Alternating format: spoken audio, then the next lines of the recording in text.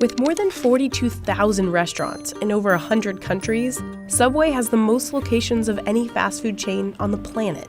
And at first, that sounds like a sign of a thriving subgiant. And still is today about Subway is really an open kitchen format. In many ways, they really pioneered that and the ability to customize your sandwich. Subway's famous giant foot-long sandwiches are made right before your eyes, the way you want them. Subway's closed thousands of stores in the last 3 years and saw a 25% fall in business from 2012 to 2017. You thought eat fresh meant safer, cleaner, better for you. What if the moment that health halo slipped was the same moment you started paying more for the same processed stuff you were trying to avoid? Today, we're pulling apart the exact claims that cracked the shell. The chicken DNA report that wouldn't die, the tuna tests that sparked doubt, and why those stories stuck. By the end, you'll know the visible cues that separate real freshness, like in-store slicing, from staged, fresh. If you've ever grabbed a sub to feel virtuous, you might want to watch before lunch. Quick favor before we move on. If you appreciate this content, consider giving this video a like and subscribing to the channel. Believe it or not, more than 92% of viewers haven't subscribed yet. It's free and only takes a second, but it means the world to us. So did you subscribe already? Great! Thank you so much for your support. Now back to the video. You were told you could trust the line. Fresh bread smell up front, crisp lettuce in clear bins, a board full of low numbers that made lunch feel clean. That set the frame.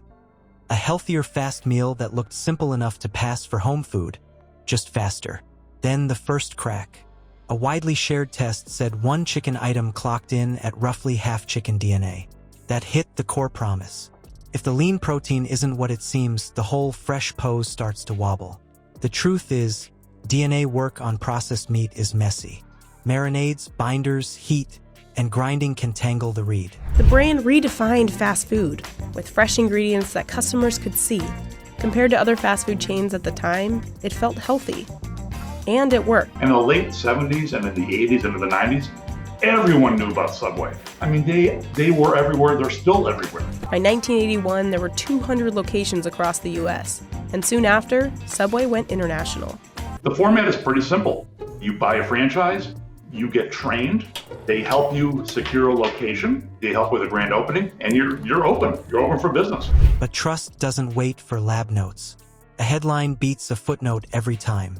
Next came tuna. Viral reports claimed no tuna DNA was detected in some samples. Methods were debated, experts argued, and the timeline blurred.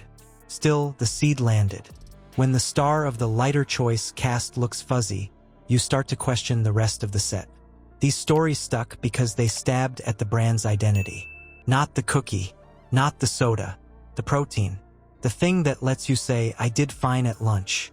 Once that doubt shows up, you start hunting for proof you can see. Fresh slicing, real grain in the meat, fewer mystery tubs. Meanwhile, rivals leaned into the show. Whole roasts on a board, a thin buzz from the slicer, steam off a griddle. You don't need a lab when the evidence is sound, smell, and texture. It's like checking a watch by the ticking instead of a glossy ad for time. The real kicker is the moment you noticed you couldn't verify fresh with your own eyes. That's when the halo slipped. Not because a report existed, but because the store gave you nothing to confirm the promise. Now let's move on to what sat under the crust. The processing, the fillers, and the growth-first engine that turned a few doubts into a steady walk to the door. If the food was so fresh, why did the stores keep shrinking while prices crept up? Let's start with the engine that drove it. The model stacked tens of thousands of shops, often blocks apart, and sold a neat pitch.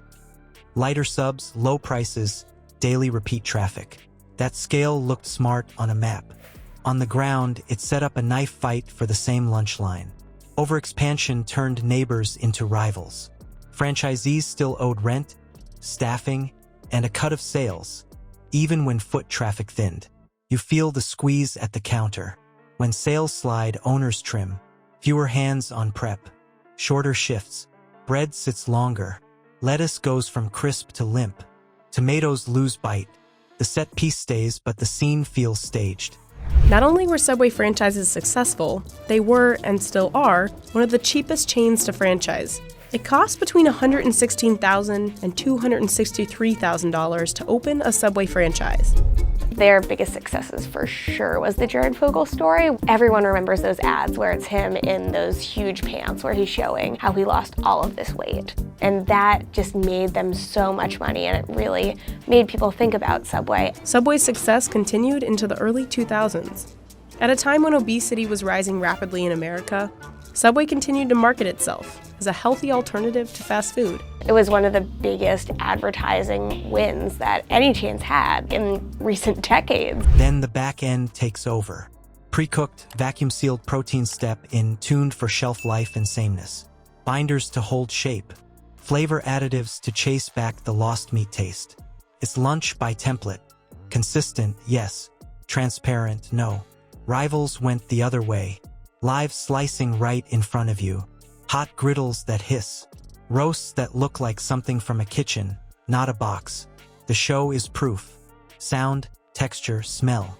You don't need a sign when the slicer sings. Now the price value flip. The $5 jingle turned into a memory while the total on the screen climbed. Paying more for a sandwich that feels processed is a hard sell. When the bite says factory and the price says premium, value shoppers walk. Closures piled up in the mid-2010s and after, and the subcategory still grew for others. That's the tell. It wasn't a race to the bottom on price. It was a stall on trust and proof. The machine that scaled fresh strained it. More stores, more fees, more shortcuts. Customers answered by spending somewhere else. Behind the scenes, many of the reasons for Subway's success had turned on them. Starting in 2014, Subway sales began steadily dropping. And fast casual chains like Panera were offering seemingly fresher and healthier options. On top of that, fast food chains that had been around as long as Subway were coming up with healthy alternatives of their own. Fewer people are opting to eat fresh these days. The restaurant chain Subway continues to see declining sales. If this gave you something to chew on, hit like and subscribe. Next, we'll turn this into a playbook you can use every time you buy a sandwich. Fresh is not a slogan. It is what you can check. Whole cuts on the line. Live slicing you can see and hear. Crisp produce that snaps. A short ingredient list, you know. Your move is simple. Ask to see how it is made.